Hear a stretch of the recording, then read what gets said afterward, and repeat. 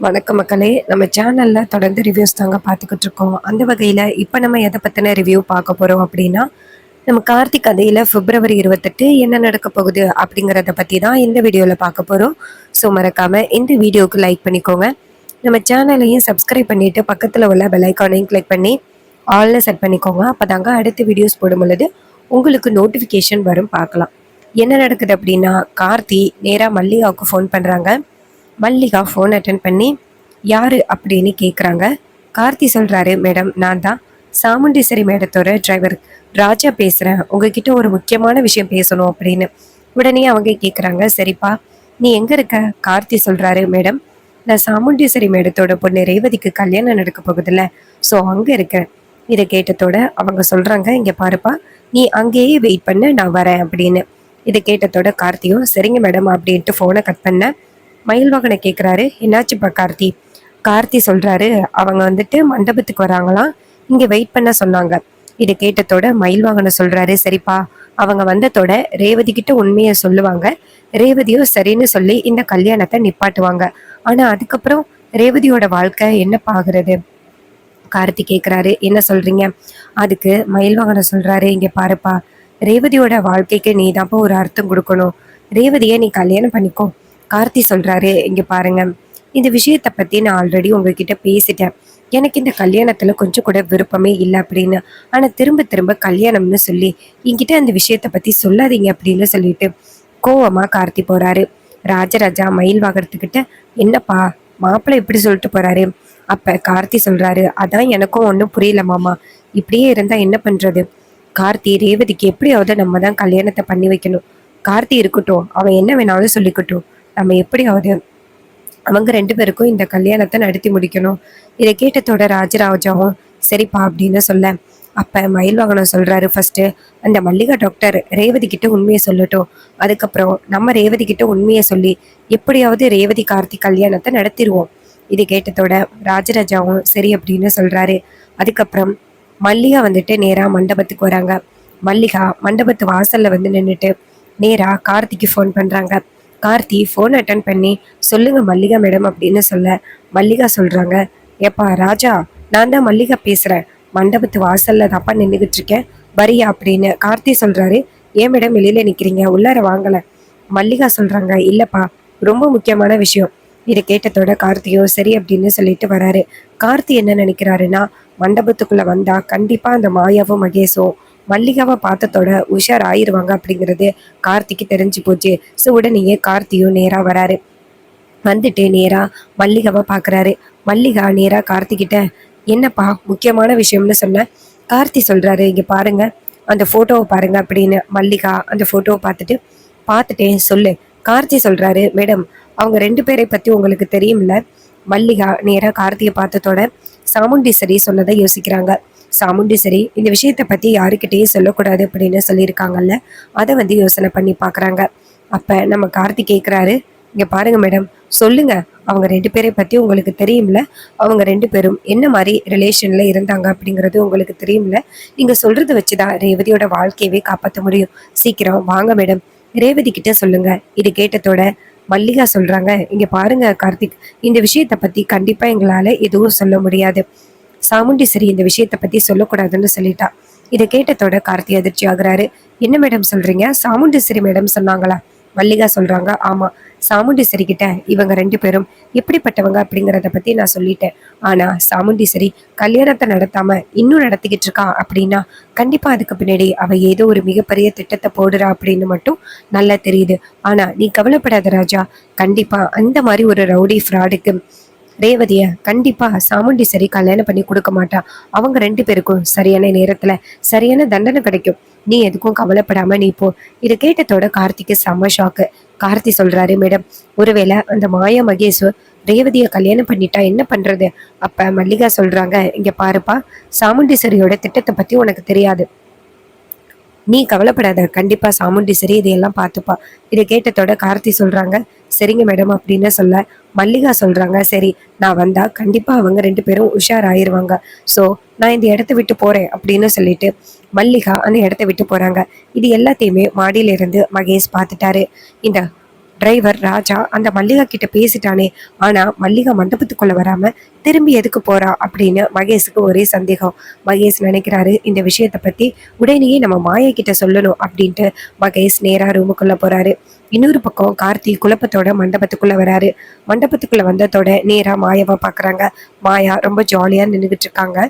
ரேவதி அப்புறம் சாமுண்டீஸ்வரி குடும்பத்துல உள்ளவங்க எல்லாருமே ரொம்ப சந்தோஷமா இருக்காங்க. சாமுண்டீஸ்வரி எல்லாருக்கும் வணக்கம் சொல்லி கல்யாணத்துக்கு வரவேற்றுக்கிட்டு இருக்காங்க. அப்ப கார்த்தி இதையெல்லாம் பார்த்துட்டு ஷாக் ஆகுறாரு. என்னது சாமுண்டீஸ்வரி மேடத்துக்கு அந்த மாயா மகேஷோட தொடர்பு தெரிஞ்சும் இன்னும் கல்யாணத்தை நடத்தாம கண்டினியூவா எல்லா சிறப்புகளையும் ஏற்பாடு பண்ணிக்கிட்டு இருக்காங்க அப்படின்னா கண்டிப்பா இதுக்கு பின்னாடி ஏதோ ஒரு காரணம் இருக்கு. ஒருவேளை பரமேஸ்வரியோட பேரனுக்கு ரேவதியை கல்யாணம் பண்ணி கொடுக்க கூடாது அப்படிங்கிறதுக்காக சாமுண்டீஸ்வரி மேடம் இப்படி தப்பான முடிவு எடுக்கிறாங்களோ. ஸோ இதை பத்தி நம்ம கேட்டுருவோம் அப்படின்ட்டு கார்த்தி நேரா சாமுண்டீஸ்வரி கிட்ட போயிட்டு, மேடம் உங்ககிட்ட கொஞ்சம் தனியா பேசணும். சாமுண்டீஸ்வரி கேட்குறாங்க, என்ன தனியா பேச போற? அப்ப கார்த்தி சொல்றாரு, மேடம் ரொம்ப முக்கியமான விஷயம் மேடம், இந்த கல்யாணத்தை பத்தி தான். இதை கேட்டதோட சாமுண்டீஸ்வரி கேட்குறாங்க, சரி இருங்க டிரைவர் அப்படின்ட்டு நேரா ரூமுக்குள்ள போறாங்க. அங்க போனதோட கார்த்தி நேரா சாமுண்டீஸ்வரியை பார்த்து, மேடம் இங்க என்ன நடக்குது? சாமுண்டீஸ்வரி கேட்குறாங்க, ஏ ராஜா என்னாச்சு? அப்ப கார்த்தி கேட்குறாரு, இங்க பாருங்க மேடம், அந்த மாய மகேஷ் எப்படிப்பட்ட தொடர்புல உள்ளவங்க அப்படிங்கிறது உங்களுக்கு தெரியும்ல. தெரிஞ்சும் எதுக்காக இந்த கல்யாணத்தை நிப்பாட்டாம இன்னும் நடத்திக்கிட்டு இருக்கீங்க? அந்த மகேஷுக்கா ரேவதியை கல்யாணம் பண்ணி கொடுக்க போறீங்க? ரேவதி ரொம்ப பாவம் மேடம், ரேவதி ரொம்ப நல்ல பொண்ணு, அவ வாழ்க்கை அந்த மகேஷ் மாதிரி ஒரு ஆளுகிட்டையா பிடிச்சு கொடுக்க போறீங்க? அப்ப சாமுண்டீஸ்வரி சொல்றாங்க, இந்த விஷயம் உனக்கு எப்படி டிரைவர் தெரியும்? அப்ப கார்த்தி சொல்றாரு, மேடம் மல்லிகா மேடத்துக்கு அவங்க 2 பேரும் எப்படிப்பட்டவங்க அப்படிங்கிறது தெரியும். அவங்க கண் கட்டு பிரிஞ்சதோட அவங்கள கூட்டிட்டு வந்து எப்படியாவது உண்மையை நிரூபிக்கணும் அப்படின்னு தான் நான் ரொம்ப நாளா முயற்சி பண்ணிக்கிட்டு இருந்தேன். ஆனா அவங்க கண் கட்டு முன்னாடியே பிரிச்சுட்டாங்க அப்படிங்கிறது எனக்கு தெரியாது. ஆனா அவங்க நேரடியா உங்களை பார்த்து உண்மையை சொல்லியிருக்காங்க. ஆனா நீங்க கேட்காம இன்னும் கல்யாணத்தை தொடர்ந்து பண்ணிக்கிட்டு இருக்கீங்களே, என்ன மேடம் இதெல்லாம்? அப்ப சாமுண்டீஸ்வரி சொல்றாங்க, இங்க பாரு டிரைவர் ராஜா, வேற ஏதாவது மல்லிகா சொன்னாலா? கார்த்தி சொல்றாரு, இல்ல மேடம் வேற எதுவும் சொல்லல. சாமுண்டீஸ்வரி சொல்றாங்க, சரி ஓகே நீ போயிட்டு ரேவதியை கூட்டிட்டு வா. இதை கேட்டதோட கார்த்தி கேட்குறாரு, ஏன் மேடம் என்னாச்சு? ரேவதி கிட்ட சொல்லி கல்யாணத்தை நிப்பாட்ட போறீங்களா? சாமுண்டீஸ்வரி சொல்றாங்க, ஆமா, என் பொண்ணு என் பேச்சு கேட்டா கண்டிப்பா கேட்பா, நீ போயிட்டு கூட்டிட்டு வா. இது கேட்டதோட கார்த்தியோ சரி அப்படின்னு சொல்லிட்டு நேரா ரேவதியோட ரூமுக்கு போயிட்டு ரேவதியோட ரூம் கதவை தட்டுறாங்க. அப்ப ரேவதியோட ரூம்ல மாயாவும் இருக்காங்க. அப்ப கார்த்தி நேரா ரேவதி கிட்ட, மேடம் உங்ககிட்ட சாமுண்டீஸ்வரி மேடம் பேசணுமா? அப்ப மாயா நேரா கார்த்தி கிட்ட, இங்க பாரு, சாமுண்டீஸ்வரி மேடம் பேசணுமா இருந்தா அவங்களே வருவாங்களே, நீ எதுக்கு வந்து கூப்பிடுற? அப்ப ரேவதி நேரா மாயா கிட்ட, அக்கா ஏதோ முக்கியமான விஷயம் போல, நான் போய் பார்த்துட்டு வரேன். மாயாவும் சரி அப்படின்னு சொல்ல, அப்ப நம்ம ரேவதி நேரா கார்த்தி பின்னாடியே போறாங்க. மாயா இதை பார்த்துட்டு கண்டிப்பா ஏதோ ஒண்ணு தப்பா இருக்கு அப்படின்னு அவங்க நினைச்சுக்கிட்டு இருக்கும் பொழுதே மகேஷ் அங்கேருந்து ஓடி வராரு. ஓடி வந்து நேரா மாயாவை பாக்குறாரு. மாயா அப்படின்னு. அப்ப மாயா கேக்குறாங்க, ஏன் மகேஷ் என்னாச்சு? மகேஷ் சொல்றாரு, மாயா நம்ம ரொம்ப பெரிய பிரச்சனையில சிக்கிட்டோம். அப்ப மாயா கேக்குறாங்க, ஏன் மகேஷ் என்னாச்சு? பதட்டப்படாம சொல்லு. அப்ப மகேஷ் சொல்றாரு, இங்க பாரு மாயா, அந்த டிரைவர் ராஜா இருக்கான, அவன் மல்லிகாவை மண்டபம் வரைக்கும் கூட்டிட்டு வந்துட்டான். இது கேட்டதோட மாயா அதிர்ச்சி ஆகுறாங்க. என்னடா அந்த லேடி டாக்டருக்கு கண்கட்டு பிரிச்சாச்சா? அப்ப மகேஷ் சொல்றாரு, ஆமா கண்கட்டு பிரிச்சாச்சு. அந்த லேடி டாக்டர் இங்க மண்டபத்துக்கு வரைக்கும் வந்துட்டு திரும்பி போயிட்டா, ஆனா மண்டபத்துக்குள்ள வரல. அப்ப மாயா சொல்றாங்க, என்ன மண்டபத்துக்கு வரைக்கும் வந்துட்டு திரும்பி போயிட்டாளா? என்ன காரணம்? அப்ப மகேஷ் சொல்றாரு, அதான் எனக்கும் ஒன்றும் புரியல. அப்ப மாயா சொல்றாங்க, இந்த கார்த்தி வேற, இந்த டிரைவர் வேற ரேவதிய ரூமுக்கு கூட்டிட்டு போனான். ஒருவேளை அங்க ஏதாவது பேசுவாங்களோ, சாமுண்டீஸ்வரி கூப்பிட்டா அப்படின்னு வேற சொன்னான். ஒருவேளை இந்த டிரைவர் ராஜா சாமுண்டீஸ்வரி கிட்ட உண்மையை சொல்லி கல்யாணத்தை நிப்பாட்ட போறானோ, விடக்கூடாது, வாடா போகலாம் அப்படின்ட்டு நேரா அவங்க 3 பேரும் பேசுற இடத்துக்கு போறாங்க. அங்க நம்ம ரேவதி நேரா சாமுண்டீஸ்வரியை பார்த்து, அம்மா சொல்லுங்கம்மா, என்ன முக்கியமான விஷயம், உடனே கூப்பிட்டீங்களா, என்னாச்சு? சாமுண்டீஸ்வரி சொல்றாங்க, ரேவதி ரொம்ப முக்கியமான விஷயம்தான். அப்ப ரேவதி கேக்குறாங்க, சொல்லுங்கம்மா, ஏமா பதட்டமா இருக்கீங்க? அப்ப சாமுண்டீஸ்வரி சொல்றாங்க, ரேவதி சொல்லு, உன் வாழ்க்கைக்கு எப்பவுமே நான் நல்ல முடிவு தானே எடுப்பேன், எப்பவுமே நான் தப்பான முடிவு எடுக்க மாட்டேன் அப்படின்னு உனக்கு நம்பிக்கை இருக்குல்ல ரேவதி? அப்ப ரேவதி சொல்றாங்க, அம்மா என்னம்மா இப்படி சொல்றீங்க? எப்பவுமே என்னோட நல்ல லைஃபுக்கு தாம்மா நீங்க யோசிப்பீங்க, கண்டிப்பா எனக்கு எந்த வித தீங்கும் யோசிக்க மாட்டீங்க அப்படின்னு எனக்கு நம்பிக்கை இருக்குமா, சொல்லுமா என்னாச்சு? அப்ப சாமுண்டீஸ்வரி சொல்றாங்க, இங்க பாரு ரேவதி, இப்ப மகேஷை நீ கல்யாணம் பண்ணக்கூடாது, நான் சொல்ற ஆளை தான் கல்யாணம் பண்ணணும் அப்படின்னு சொன்னா நீ ஒத்துப்பியா? அப்ப ரேவதி கேக்குறாங்க, ஏமா அப்படி என்ன ஆச்சு? மகேஷ் ஏதாவது தப்பு பண்ணிட்டாராமா? என்னாச்சுமா அப்படின்னு. அதுக்கு சாமுண்டீஸ்வரி சொல்றாங்க, இங்க பாரு ரேவதி, இந்த விஷயத்த பத்தி இப்ப என்னால கண்டிப்பா சொல்ல முடியாது. நீ சொல்லு, நான் சொல்ற ஆளை நீ கல்யாணம் பண்ணிப்பியா? அப்ப ரேவதி சொல்றாங்க, அம்மா இந்த குடும்பத்தோட நன்மைக்காக நான் என்ன வேணாலும் பண்ணுவேன், சொல்லுங்க. அப்ப சாமுண்டீஸ்வரி சொல்றாங்க, இந்த நிக்கிறானே டிரைவர் ராஜா, இவனை தான் நீ கல்யாணம் பண்ணிக்கணும். இது கேட்டதோட கார்த்தி ரொம்ப ஷாக் ஆகுறாரு. கார்த்தி கேக்குறாரு, என்ன மேடம் சொல்றீங்க? அப்ப சாமுண்டீஸ்வரி சொல்றாங்க, இந்த பாரு ராஜா, நீ அமைதியா இரு, நீ சொல்லு ரேவதி. அப்ப ரேவதி சொல்றாங்க, என்னம்மா இது திடீர்னு டிரைவர் ராஜாவை காமிச்சு அவரை கல்யாணம் பண்ணுன்னு சொன்னா எப்படிம்மா என்னால கல்யாணம் பண்ண முடியும்? என்னம்மா நினைச்சுக்கிட்டு இருக்கீங்க? அதுக்கு சாமுண்டீஸ்வரி சொல்றாங்க, இங்க பாரு, உன் நல்ல வாழ்க்கைக்காக தான் நான் சொல்றேன். நீ கண்டிப்பா மகேஷை கல்யாணம் பண்ணா சந்தோஷமா இருக்க முடியாது. அவங்க எப்படிப்பட்டவங்க அப்படிங்கிறது உனக்கு தெரியல. இங்க பாரு, அவங்க எப்படிப்பட்டவங்க அப்படின்னு தெரிஞ்சுதான் நான் உன்னை வந்துட்டு டிரைவர் ராஜாவை கல்யாணம் பண்ணிக்க சொல்றேன். இங்க பாருமா, நான் தப்பான முடிவு எடுப்பேன் அப்படின்னு உனக்கு சந்தேகம் இருக்கா? அப்ப நம்ம ரேவதி சொல்றாங்க, என்னம்மா இப்படி சொல்றீங்க? சின்ன வயசுல இருந்து எங்களுக்கு எல்லா விஷயத்தையும் பார்த்து பார்த்து செஞ்சுக்கிட்டு இருக்கீங்க. அப்படிப்பட்ட நீங்களா எனக்கு ஒரு தப்பான முடிவு எடுக்க போறீங்க? கண்டிப்பா இல்லம்மா, கண்டிப்பா நீங்க சரியான முடிவு தான் எடுப்பீங்க. நீங்க சொல்லுங்க, நான் யாரை வேணாலும் கல்யாணம் பண்ணிக்கிறேன். அப்ப நம்ம சாமுண்டீஸ்வரிக்கு அப்பதான் நிம்மதியாகுது.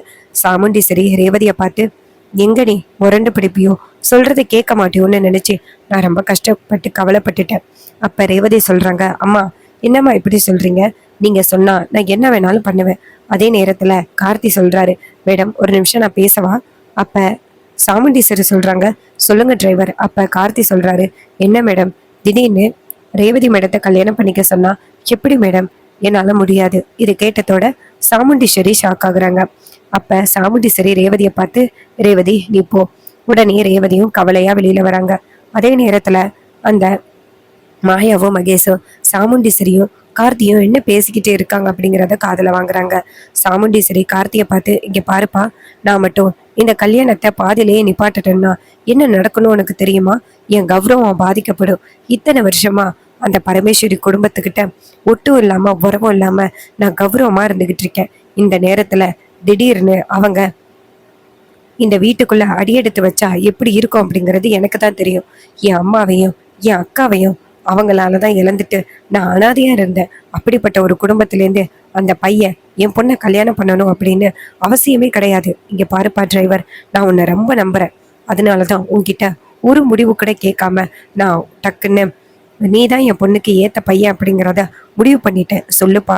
இதை கேட்டதோட கார்த்தி சொல்றாரு, மேடம் இதை யோசிக்கிறதுக்கு முன்னாடியே என்கிட்ட ஒரு வார்த்தை கேட்டிருக்கலாம்ல. அப்ப சாமுண்டீஸ்வரி சொல்றாங்க, இங்க பாருப்பா டிரைவர் ராஜா, நீ என் பேச்சை மீற மாட்ட அப்படிங்கிற ஒரு நம்பிக்கையில தான் நான் உடனேயே அந்த மாயா மகேஷ் பத்தின உண்மைகளை வெளியில சொல்லாம உனக்கும் ரேவதிக்கும் கல்யாணம் பண்ணி அவங்க 2 பேரையுமே இந்த இடத்த விட்டு துரத்தி அடிக்கிறதுக்கு நான்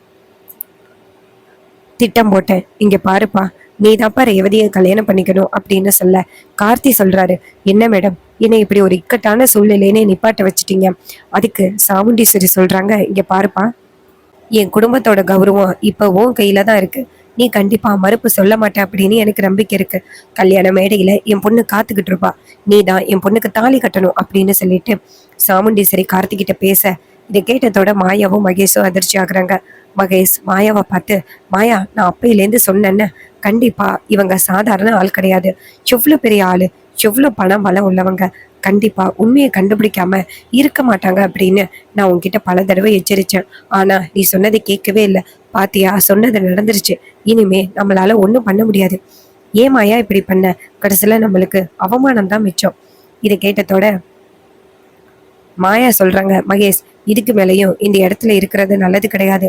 நீ சொல்ல மாதிரி நம்ம இந்த இடத்த விட்டு உடனே தப்பிச்சு போகணும். வா அப்படின்னு சொல்ல மகேஷ் சொல்றாரு, சரி வா போகலாம் அப்படின்னு சொல்லிட்டு 2 பேருமே மண்டபத்தை விட்டு வராங்க. மயில் வாகனமும் ராஜராஜாவும் டக்குன்னு அவங்க 2 பேரையும் தடுக்கிறாங்க. எங்க அவசர அவசரமா எங்கேயோ போறீங்க?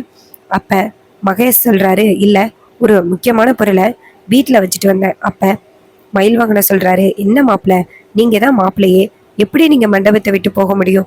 என்ன காணும்னாலும் நீங்க எங்க கிட்டதான் சொல்லணும். என்ன சீப்பை மறந்து வச்சுட்டு வந்துட்டீங்களா? வாங்க மாப்பிள்ள சீவிரலாம் அப்படின்னு சொல்லிட்டு நேரா மகேஷை கூட்டிக்கிட்டு ரூமுக்குள்ள போறாங்க. இத பார்த்ததோட மாயா ஷாக் ஆகுறாங்க. மகேஷ் எப்படியோ போகட்டும், நம்ம இந்த இடத்துல இருந்து தப்பிச்சு போனா போதும் அப்படின்ட்டு மாயா இந்த இடத்துல இருந்து தப்பிச்சு போக பாக்குறாங்க. சாமுண்டீஸ்வரி டக்குன்னு மாயா கிட்ட போயிட்டு, மாயா எங்க போறீங்க? மாயா சாமுண்டீஸ்வரியை பார்த்ததோட ஷாக் ஆகி நிக்கிறாங்க. அப்ப மாயா கேக்குறாங்க, ஏன் மேடம் என்னாச்சு? சாமுண்டீஸ்வரி சொல்றாங்க, இல்ல மண்டபத்தை விட்டு எங்கேயோ போற மாதிரி இருக்கே, அதான் கேட்டேன். அதுக்கு அதுக்கு மாயா சொல்றாங்க, சேச்சே மேடம், நான் எங்க போறேன்? நான் சும்மா வெளியில எல்லாரையும் வரவேற்கலாம் அப்படின்னு போறேன்.